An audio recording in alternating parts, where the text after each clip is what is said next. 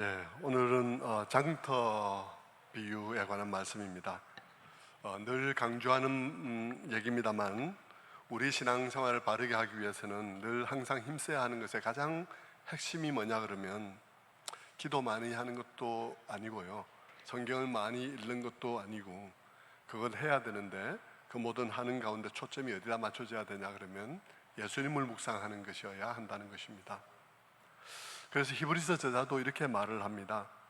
히브리서 3장 1절에 우리가 믿는 도리의 사도시며 대제사장이신 예수를 깊이 생각하라. 예수를 깊이 생각하라 그러고 있습니다. 사도 바울도 말하기를 이렇게 말하죠. 고린도전서 11장 1절에 내가 그리스도를 본받는 자가 된 것 같이 너희는 나를 본받는 자가 되라.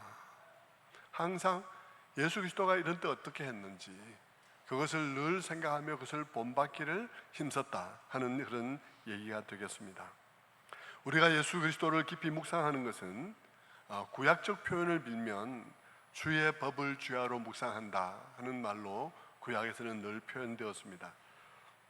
구약 시대는 하나님의 아들이신 예수께서 아직 오시지 않았을 때니까 오늘날 예수를 깊이 생각한다는 것은 당시로서는 주의 법을 묵상한다 하는 말로 그 당시는 사용되어졌습니다. 주의 법을 묵상한다는 말, 그 말도 사실은 우리가 좀 더 잘 주의 깊게 이해해야 할 말입니다. 왜냐하면 법이라는 말을 들을 때 우리는 늘 하나님께서 하라 하신 명령, 하지 말라 하신 명령을 생각하기 때문입니다. 그래서 주의 법을 깊이 묵상한다는 말은 십계명을 깊이 생각하란 말인가 하는 식으로 생각을 하기도 하죠. 그러나 여러분, 주의 법이라고 말하는 이것은 토라라고 하는 것인데 그 토라 안에는 물론 십계명의 말씀도 들어있지만 그러나 토라는 그보다 훨씬 넓은 내용의 말입니다.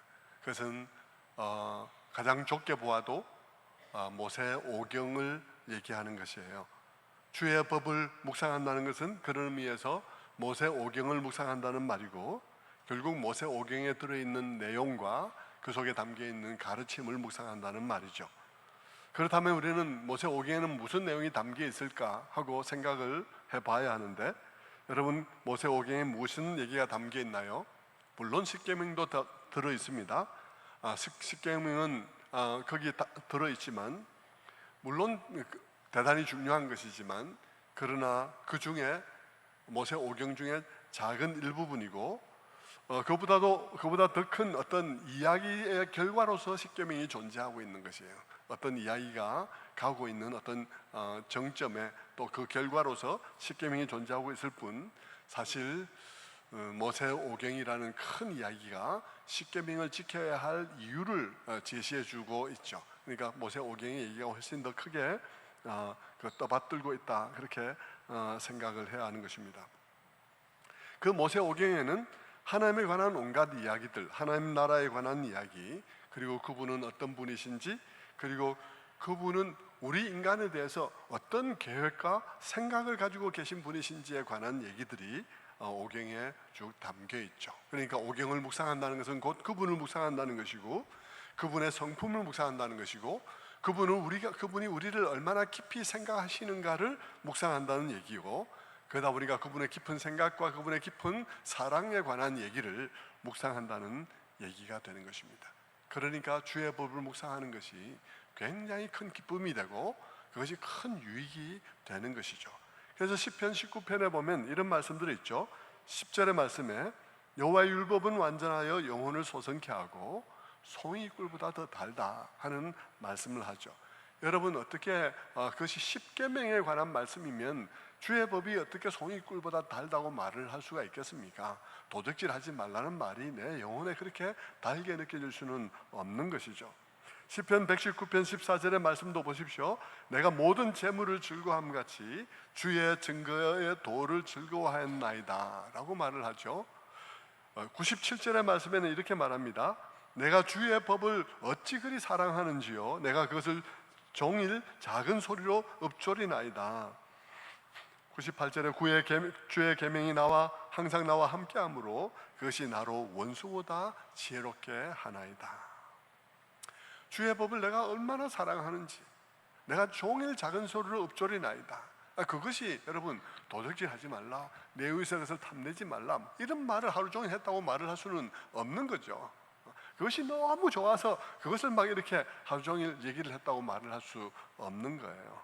시편 119편 92편 2절의 말씀에는 주의 법이 나의 즐거움이 되지 아니하였더라면 내가 고난 중에 멸망하였으리로다. 주의 그 법 속에 들어있는 그 말씀이 얼마나 내게 큰 즐거움과 위로가 되지 않았다면 내가 이 고난 중에서 멸망했을 것이다. 주의 법이 뭐길래 그렇게 큰 위로와 그런 기쁨과 즐거움이 되었겠습니까? 103절의 말씀에는 이렇게 말합니다. 주의 말씀의 맛이 내게 어찌 그리 단지요 내 입에 꿀보다 더하니이다. 그렇게 말하죠.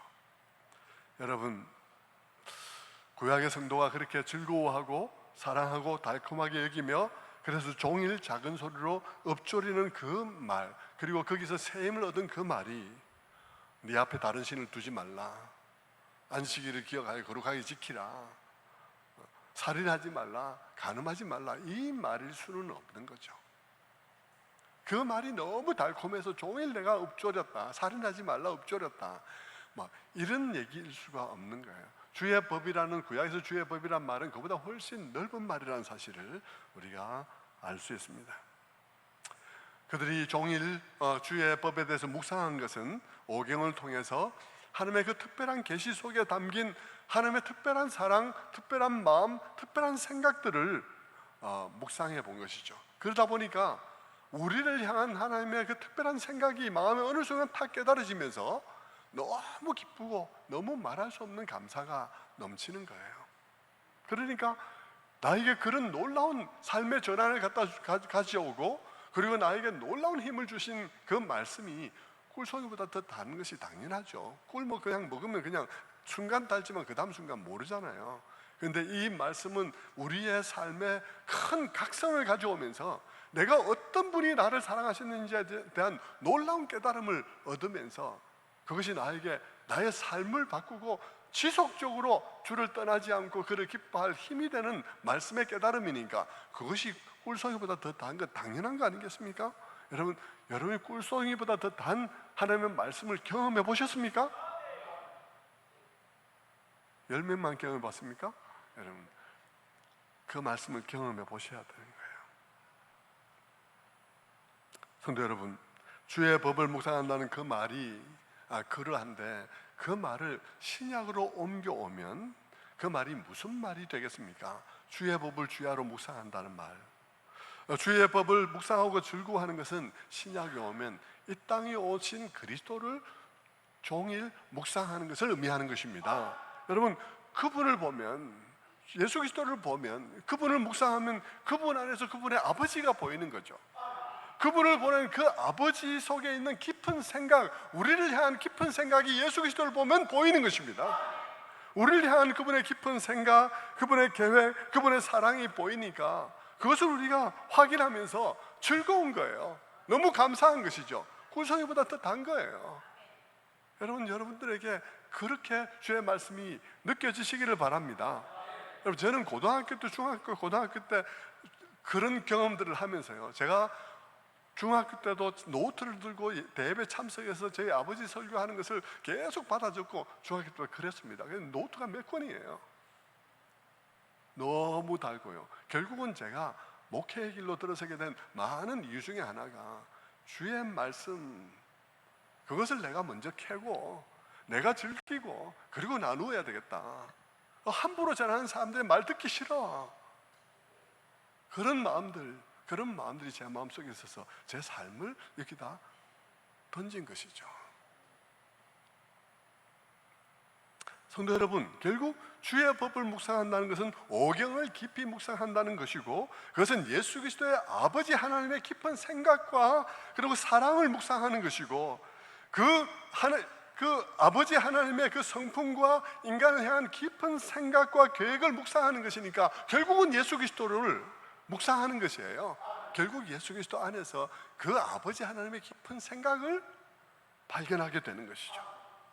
그러므로 여러분, 우리가 신앙생활하면서 가장 힘써야 되는 것은 뭐냐 그러면 결국 예수 그리스도를 깊이 묵상하는 것이어야 하는 것입니다. 여러분, 주님이 언제 무슨 말씀을 하셨는지 묵상해야 돼요. 주님이 어떤 행동을 하셨는지, 언제 분노하셨는지, 언제 외로워하셨는지, 언제 눈물을 흘리셨는지, 언제 탄식을 하셨는지를 묵상해야 되는 것입니다. 그러면서 그분이 그것을 쭉 묵상하면서 그분이 어떤 상황에 있었는지, 어떻게 눈물을 흘렸는지, 어떻게 탄식했는지를 묵상하면서 이분이 우리의 삶 속에, 우리의 삶의 고통 속에, 우리의 삶의 추함 속에 참으로 깊이 들어오셨구나 하는 것을 느껴야 하는 것입니다. 그리고 우리가 그분의 그 외로움과 아픔들을 더듬어 보면서 그분이 느꼈던 그 아픔과 슬픔 속에 우리도 조금이나마 들어가야 하는 것이죠. 그럴 때 우리의 마음속에 그분과 하나 된 감격과 기쁨이 있는 것입니다. 그럴 때 우리에게 새 힘이 나는 것이죠. 묵상이 참으로, 그러다 보면 묵상이 참으로 단 것이에요. 너무나 달아요. 여러분, 하나님 말씀에 한번 들어가서 한 단어 한 절 앞에서 서너 시간 그냥 싹 지나가는 것을 경험해야 됩니다. 묵상은 참으로 단 것이에요. 꿀과는 비교가 할 수 없는 것이죠. 여러분, 기독교는 주님을 묵상하는 것입니다. 무엇을 하라 혹은 무엇을 하지 말라는 말씀을 묵상하는 게 아닙니다. 무엇을 하라 하기도 하고 무엇을 하지 말라는 말씀이 있기도 있지만, 그러나 구약에서조차요 그 말씀들을 하라 말라는 말씀들만 묵상하는 것이 아니라 모세오경 전체 속에서 묵상해야 되는 거예요. 모세오경 전체 속에 나타나 있는 하나님, 그 아브라함을 부르시고, 그리고 그 아브라함에게 자기의 생각과 계획을 말씀해 주시고, 그리고 아브라함의 후손들이 그 말할 수 없는 연약함 속에서 넘어지고 배반하고 그러지만 끝없이 그들을 붙잡으시고 사랑을 베풀어 주신 그 오경의 얘기, 아브라함에게 한 얘기가 끝내 이집트에서 놀랍게 이루어지는 그 오경의 얘기를 들으면서, 여러분, 그러면서 그 하라 말라를 그 속에서 이해를 해야 되는 것이죠. 하라 말라만 듣는 게 아니에요. 그 아브라함을 부르신 그 얘기, 아브라함과 언약을 맺은 그 얘기를 우리가 들여다보면서 도무지 계약의 파트너가 될 수 없는, 하나님은 저기 계시고 아브라함은 저기 있는데 도저히 계약의 파트너가 될 수 없는 자를 계약의 파트너로 삼으셔서 언약을 맺어주시고, 그 약속의 당사자가 연약함으로 인해 비틀거리고 신실하지 못할 때조차도 자기가 할 일을 해오신 그 하나님을 발견해야 되는 것이에요. 그 하나님을 성경 속에서 발견하고 묵상해야 되는 것이죠. 그리고 그분 안에서 하라 말라가 이해돼야 되는 것입니다. 하라 말라만 이해하는 게 아니라 그분을 이해하고 그분 안에서 하라 말라를 함께 묵상해야 되는 것입니다. 여러분, 구약에서 그러할진데, 구약에서 그 모든 하라 말라가 오경의 그 전체적인 이야기 속에 나타난 하나님에 대한 묵상 속에서 이루어져야 되는 것일진데, 신약에서는 얼마나 더 그렇겠습니까? 신약에서는 성경에 수많은 옳다 그르다 하라 말라 말이 있지만, 성경에 그런 말이 많지만 그것만 배우는 것이 아니라 그것과 함께 반드시 뭘 배워야 하나요? 반드시 예수님을 배워야 하는 것입니다. 반드시 예수님의 인격을 배워야 해요. 예수님을 알고 그분의 인격을 묵상해야 그 다음에 옳고 그름이 그 안에서 그 다음에 얘기가 되는 것이지, 그분의 인격을 이해하지 못하고는 옳다 그르다만 가지고 뭐 해야 돼 안 해야 돼만 가지고 종교 생활을 하는 것이 기독교가 아닙니다. 왜 옳다 그르다만 배우면 되는, 그것만 암기하면 되는 게 아니냐 그러면, 예수님에게 가보면 알아요. 예수님에게 가보면요, 예수님의 인격에는 단지 옳은 것뿐만 아니라 약한 자에 대한 동정도 함께 어우러져 있기 때문입니다. 예를 들면 가늠한 여인에 관한 얘기에서 우리가 볼 수 있습니다. 사람들은 돌을 들고 그 여인을 끌고 예수님 앞으로 왔습니다. 여러분, 예수님 앞에 그 여인을 끌고 온, 그 돌을 들고 온 사람들을 한번 생각해 보십시오. 그들의 마음을 한번 생각해 보십시오. 그들이 가지고 있는 것은 무엇입니까? 그들은 종교인들입니다. 하나님을 믿는 사람들입니다. 근데 그들이 가지고 있는 건 뭐죠? 그들이 가지고 있는 것은 두 가지입니다. 하나는 하라 말라는 계명과 다른 하나는 돌입니다. 하라 말라는 계명과 돌을 가지고 있을 뿐이에요. 그것이 그들의 인격입니다. 계명은 알았지만 그들은 아꼈습니다. 여러분, 계명을 가지고 있어도 그들은 아꼈다는 말, 여러분 잘 묵상하셔야 돼요. 여러분, 우리가 하나님의 말씀을 알고도 악할 수 있습니다. 우리가 하나님의 말씀, 하라 말라는 말씀들 잘 알고도 우리는 악할 수 있습니다. 우리는 오래 신앙생활 했지만 우리는 악할 수 있습니다. 왜? 예수를 인격적으로 만나지 않으면 우리는 악할 수밖에 없어요. 우리 손에는 계명과 돌만 들려 있을 수 있습니다. 예수를 묵상하는 일이 왜 중요하냐? 왜 예수를 만나야 되느냐? 예수의 인격을 매일매일 묵상해야 되느냐? 그분의 한숨과 그분의 슬픔과 그분의 그런 기쁨과 눈물들을 우리가 왜 매일 묵상해야 되냐? 그렇지 않으면 우리는 신앙생활을 한 만큼 악할 수도 있기 때문입니다. 주님 앞에 온 그 돌을 든 사람처럼 계명도 알아요. 근데 돌을 들고 있어요. 그럴 수 있다는 것입니다. 그런데 그들이 주님 앞에 나왔어요. 우리가 주님 앞에 나아가는 일이 얼마나 중요한지를 보여주는 것입니다. 그들이 주님 앞에 나아갔습니다. 주님께서 그들에게 말했습니다. 너희 중에 죄 없는 자가 먼저 돌로 치라.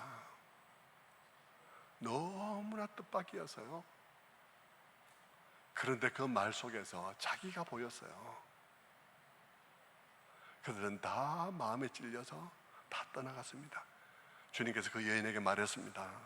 나도 너를 정죄하지 아니하노니 가서 다시는 같은 죄를 범하지 말라 라고 말했습니다. 주님에게는 하라 말라만 있는 게 아니었습니다. 주님에게는 죄인을 향한 긍휼과 동정이 함께 어우러져 있었습니다. 그저 십계명이나 암기하고 종교생활만 하는 것이 아닌 것이죠. 우리는 주님을 더 깊이 묵상해야 되는 것입니다. 십계명을 통해서도 하라 말라는 묵상을 하는 것이 아니라, 그것을 기억하는 것이 아니라 거기에 담겨 있는 그리스도의 마음을 묵상해야 하는 것입니다. 그러다 보면 어떻게 되겠습니까? 우리 가운데 누군가 잘못하고 교회 생활하다 보면 누가 잘못하고 잘하고 못하고 이런 일이 생길 수 있죠. 그럴 때 내 마음속에서 무엇이 나오겠습니까? 계속 주님을 묵상하고 주님의 슬픔과 아픔과 눈물과 기다림과 한숨과 그 모든 것을 내가 묵상하고 매일매일 그것을 묵상해서 내 마음에 담으면 그런 상황 속에서 내 안에서 무엇이 나오겠습니까? 법이 아니라 돌이 아니라 주님이 나오게 될 것입니다. 그것이 우리의 신앙생활입니다. 그러므로 여러분, 우리도 어떻게 해야 할까요? 우리 가운데 우리도 우리가 교회 생활하다 보면 누군가 잘못할 수 있습니다. 그 사람 때문에 화가 날 수도 있습니다. 그런 때도 우리는 주님에게 그 문제를 가지고 나아가 봐야 하는 것입니다. 그러면 주님은 그 사람의 죄보다도 그 사람 때문에 내 마음속 저 바닥에서 올라오는 시커먼 구정물들을 보게 할 수도 있습니다.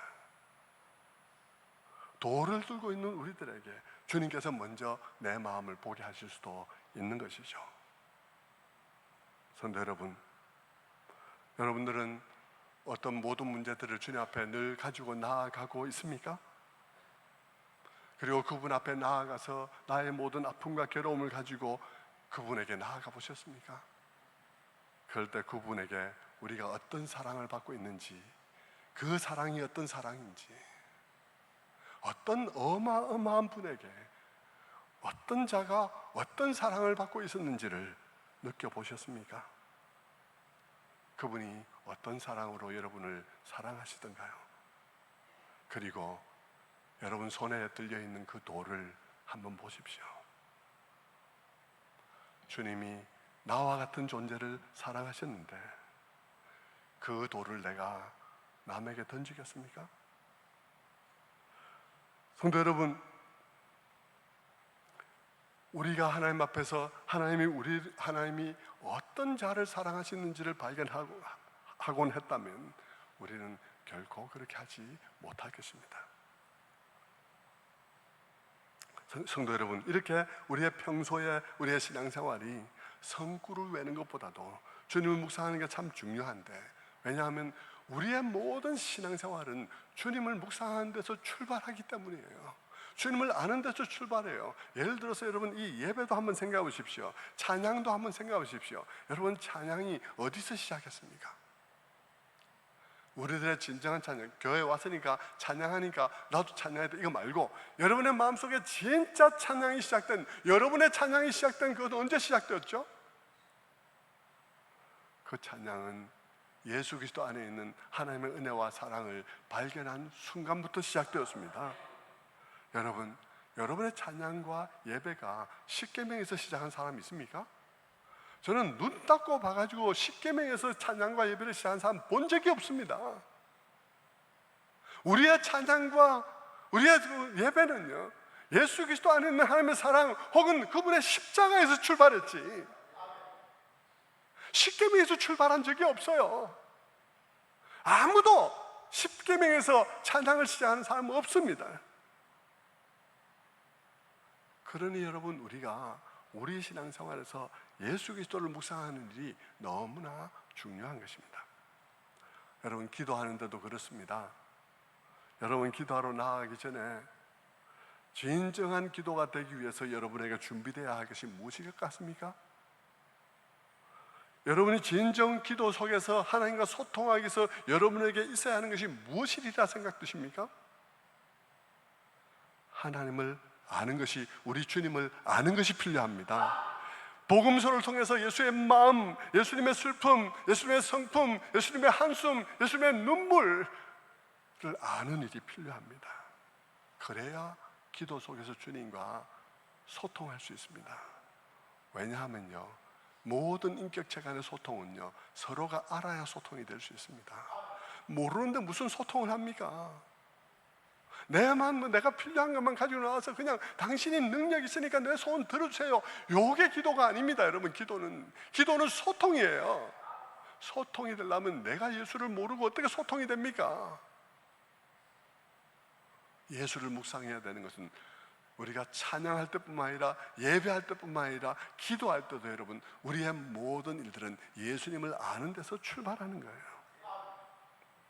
사람들 중에는 주님을 아는 일에 별로 열심이 없으면서도 기도에만 열심을 내는 사람들이 있습니다. 간혹 그것이 그냥 그 참 뭐라고 말을 하기가 어려운데, 그리고는 그 기도를 자랑할 수 있죠.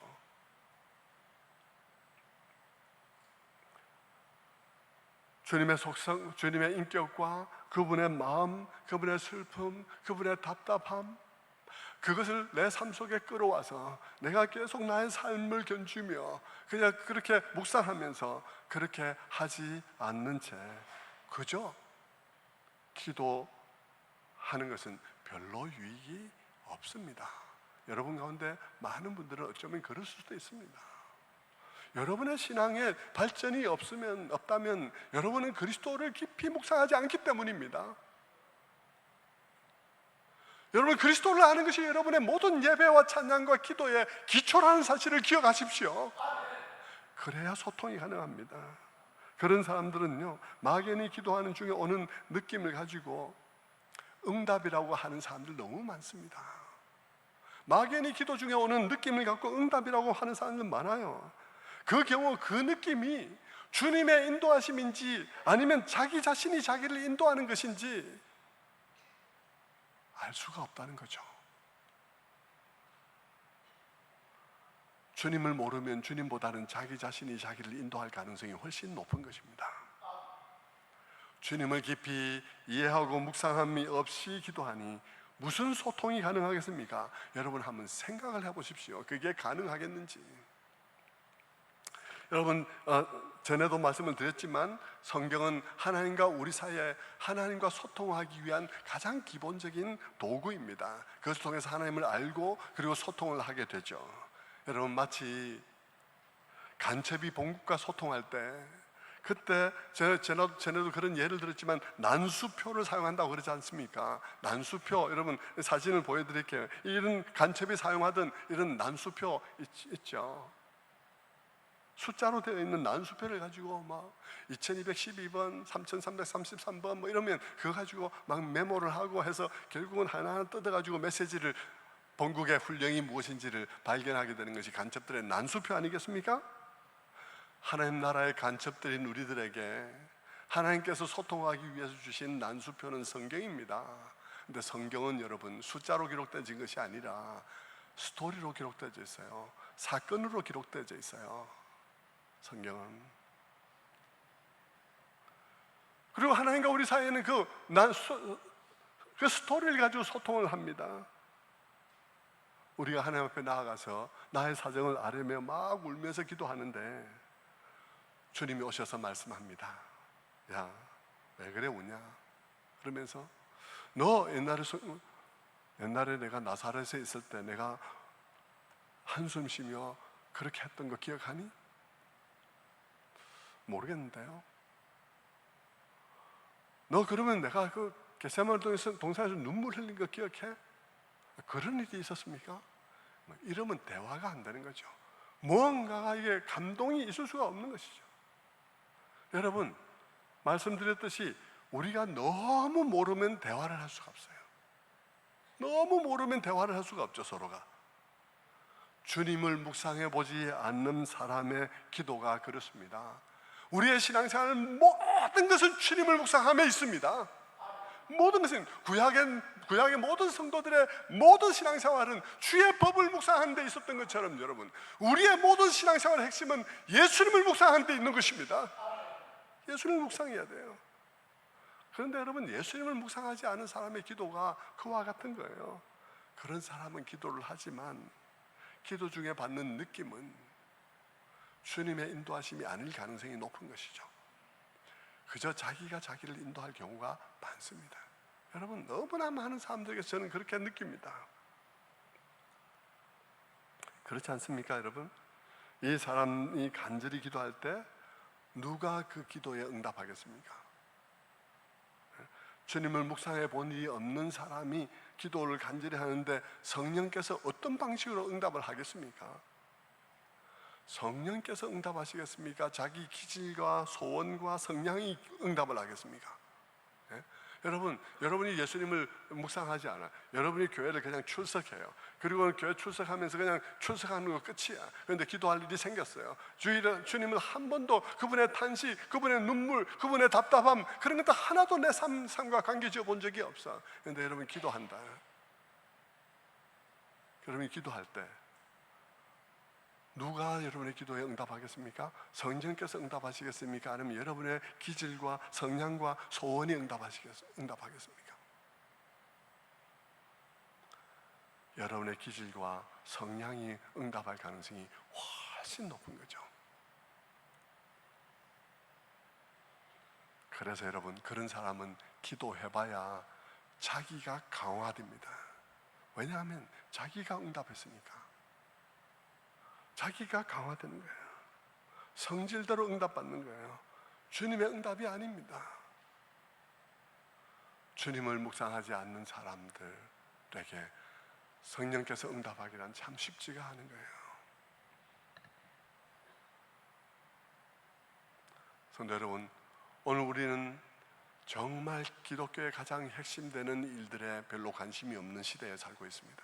오늘 우리는 많은 사람들이 그저 저기도 교회 있구나, 저기도 있구나, 저게 좀 더 커 보이구나, 저게 좀 더 아담해 보이구나, 그러면서 거기 가서 그냥 예배드리고 가는 일에 익숙해 있습니다.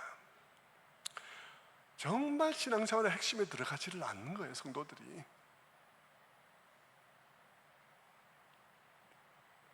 그러니까 여러분, 교회에서 뭐 권사가 되고 집사가 되고 그래도 여러분, 기도해야 자기만 강화되는 거예요.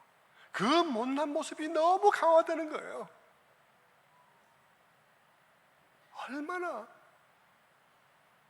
얼마나 그런지.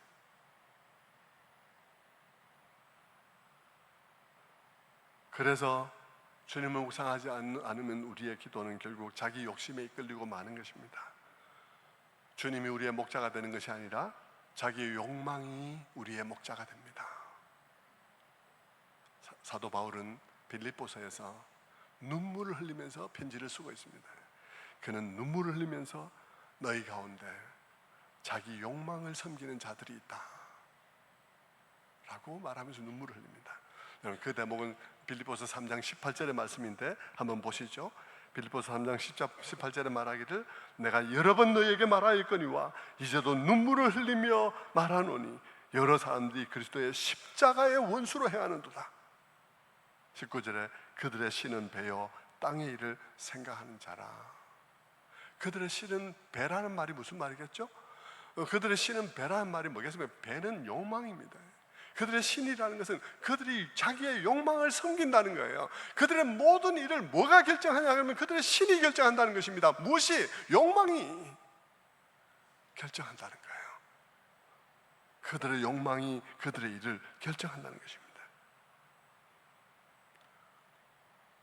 사도 바울은 불신자에게 편지를 쓰고 있는 게 아닙니다.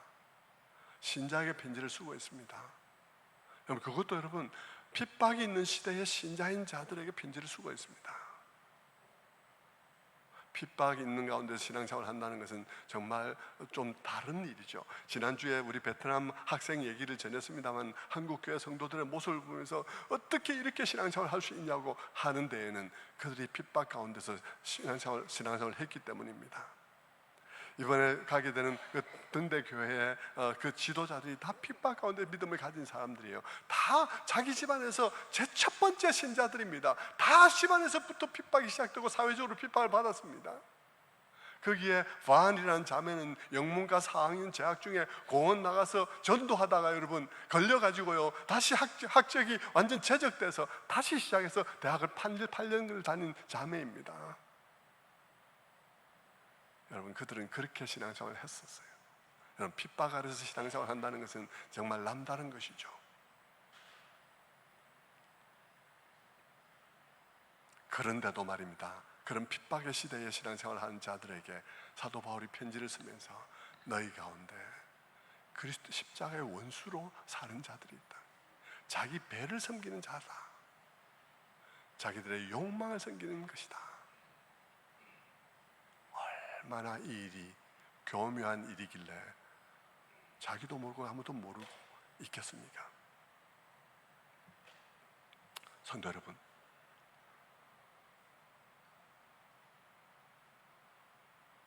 우리 묵상의 중심에 그리스도가 없는 사람들이 너무나 많습니다.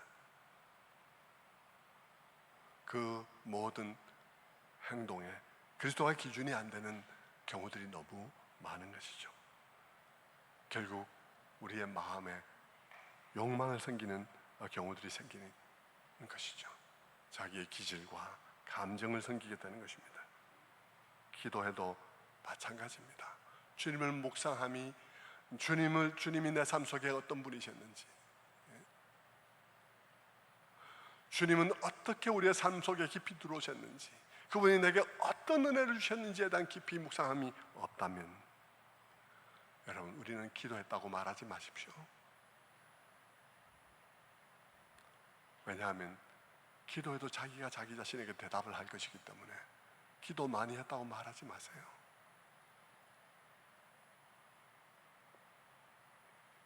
그런 점에서 여러분, 오늘 본문을 잠깐만 묵상하고 마치겠습니다. 오늘 본문도 여러분 주님께서 탄식하고 있죠. 이 세대를 무엇으로 비유할꼬? 주님께서 그렇게 탄식하신 배경에는 바리새인과 서기관들 때문입니다. 세례 요한이 와서 회개의 세례를 선포했지만 많은 사람들이 그의 말을 듣고 회개하고 세례를 받았는데 바리새인과 율법사들은 그의 말을 듣지 않았습니다. 그리고는 오히려 세례 요한을 비방했죠. 왜냐하면 세례 요한이 굉장히 금욕주의적인 삶을 살고 있으니까 그들은 세례 요한을 향해서 저게 귀신 들린 거야 이러면서 비난을 했습니다. 그러다가 예수님이 왔습니다. 예수님이 와서 잔치를 베풀었어요. 그러니까 이번에는 예수님을 향해서 비난했습니다. 저거는 뭐야? 주정뱅이야. 술을 너무 좋아하구만. 죄인들의 친구구나. 뭐 이러면서 비난을 했습니다. 주님은 바로 이런 사람들 때문에 탄식하시며 이렇게 말씀하셨습니다. 이 세대의 사람들을 무엇으로 비유할꼬?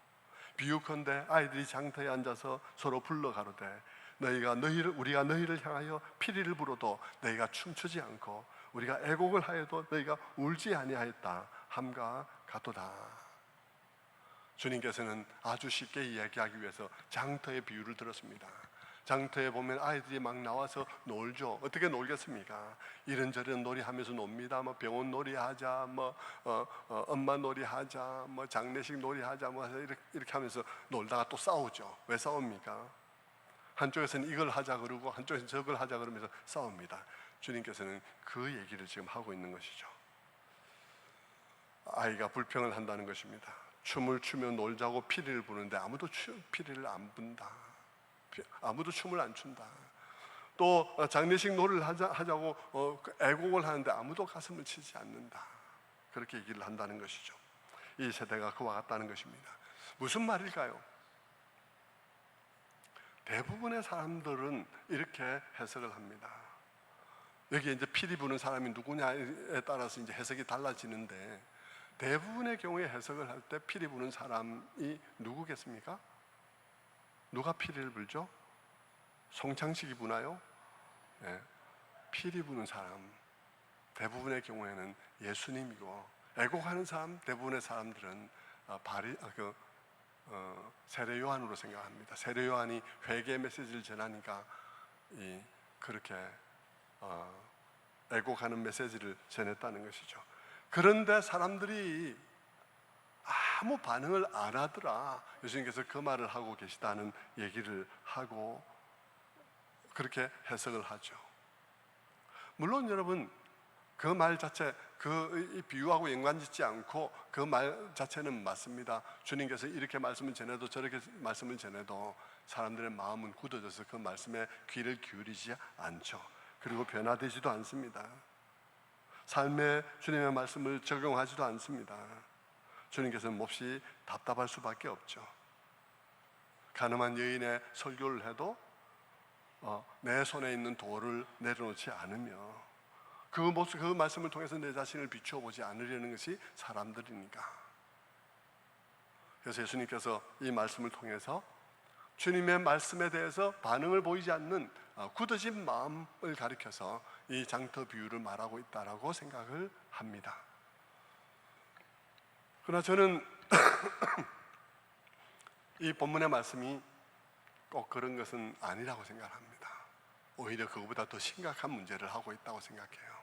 기본적으로 말씀을 잘 안 듣는 것은 놔두고요, 오히려 주님께서 탄식한 탄식은 그것이 아니고요, 피리 부는 사람이 바리새인이고 서기관인 거예요.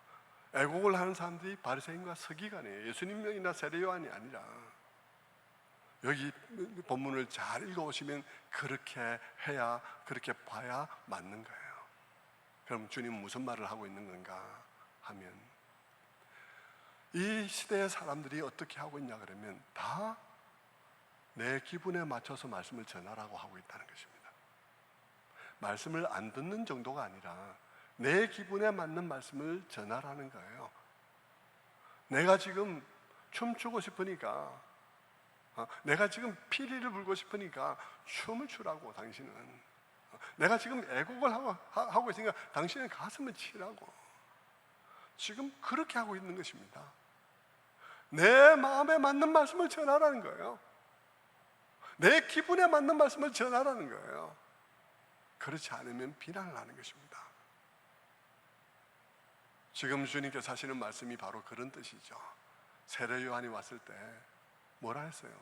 회개 메시지를 전하며, 그러니까 저 귀신 들렸다고, 저렇게 금식하고 금욕하는 건 귀신 들렸다고 말하고, 예수님이 와서 그들과 또 다른 방식으로 하니까 저건 또 뭐야, 저거는 죄인들의 친구구나, 먹기를 탐하는 자구나, 그러면서 그렇게 얘기를 하면서 예수님과 세례 요한이 그들이 원하는 메시지를 전해주기를 원하고 그들만큼만 되기를 원하는 거예요.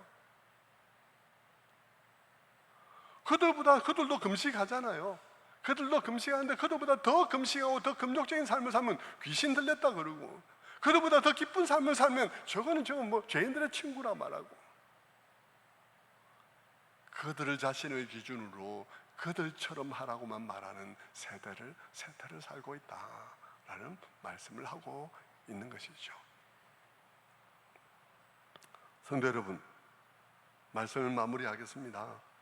오늘 장터 비유를 마지막 부분에 잠깐 살펴보았는데, 제가 오늘 말씀드린 말씀의 핵심은 우리가 우리 자신들의 성향과 기분과 그 모든 것에 맞추어서 말씀을 들으려는 우리의 마음과 경향들이 있다는 사실을 알아야 돼요. 우리가 어떤 경향이 있는지를 아는 것과 모르는 것은 너무 차이가 납니다. 여러분 어떤 치료를 받을 때도요, 내가 무슨 우울증에 걸려 있다. 우울증 우리 많이 알잖아요. 우울증에 걸려 있다. 그러면 내가 우울하게 보는 경향이 있구나, 내가 보는 것을 그렇게 내가 보고 있구나 하는 것을 아는 것과 모르는 것은 너무 차이가 나는 거죠. 모르면 진짜로 이거는 우울한 일이 벌어졌는데 왜 딴 사람들이 나의 감정을 무시하는 거냐 그렇게 생각하고, 알면 내가 우울하게 느끼고 있지만 다른 사람이 그렇게 느끼고 있지 않구나, 이 상황이 내가 느끼는 걸 잘못 느끼고 있구나 하는 것을 알게 되는 것이죠.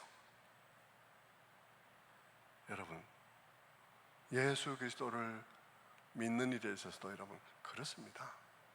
우리는 내게 어떤 경향이 있는지를 생각해야 돼요. 우리는 끊임없이 내 마음에 드는 말씀이 내 마음에 드는 방식으로 선포되기를 원하는 그런 경향이 우리에게 있는 거예요. 주님은 그런 우리들을 향해서 말씀하시기를, 이거는 장태의 어린애다. 장태의 어린애들이 놀면서 말이지, 이거 한다 하자는데 안 한다고, 저거 하자는데 안 한다고 막 그러는 것처럼 마치 그와 같은 것이다. 이것은 성숙이 아니다. 그렇게 말씀하고 계신 것이죠. 성도 여러분, 우리의 마음을 한번 돌아보십시다. 여러분이 원하는 메시지가 있는 줄 압니다. 사람마다 각각 다른 메시지 원하고 있는 것이 압니다. 그러나 여러분, 주님께서 하시고자 하는 메시지를 들으시기를 바랍니다. 그 말씀을 들으셔야 돼요. 그저 장태의 어린애처럼 내가 듣고 싶어하는 말을 해달라고, 그거 아니면 안 된다고 그렇게 하시면 안 된다는 것이죠. 항상 하나님의 선포하시고자 하는 말씀을 잘 받아들이되, 한 가지 우리가 늘 기억해야 될 것이 무엇입니까? 예수를 묵상해야 된다는 것입니다. 예수가 내 안에 깊이 들어오도록 묵상해야 되는 것입니다. 그분의 한숨과 그분의 슬픔과 그분의 눈물과 그분의 기쁨을 우리가 순간순간 늘 묵상함으로써 나의 슬픔 속에 찾아오시는 주님, 나의 기쁨 속에 찾아오시는 주님, 그분이 나의 추함 속에 얼마나 깊이 찾아 들어오셨는지를 알아야 하는 것이죠. 거기서 우리가 비로소 그분을 닮아가는 인격이 형성되기 시작하고, 어떤 상황을 만났을 때 내 안에서 그분이 나타나게 되는 것입니다. 여러분, 우리의 신앙생활, 피상적인 신앙을 그치시고 정말 우리가 어떤 신앙생활을 해야 되는지를 회복하시기를 바랍니다. 우리 시대가 너무나 악하고 너무나 피상적입니다. 여러분, 이런 시대 속에서도 이 주님을 알아가는 이 신앙생활을 잘 해가서 여러분 속에 그리스도가 깊이 자리하고, 사도 바울이 말한 것처럼 내가 사는 것은 내가 아니라고, 내 안에 나를 위해서 자기 목숨을 버리신 하나님의 아들 예수 그리스도가 사는 것이라고, 그렇게 고백하는 일들이 일어나게 되는 것이죠. 다 그런 자리에까지 나아가게 되기를 주님의 이름으로 축원합니다.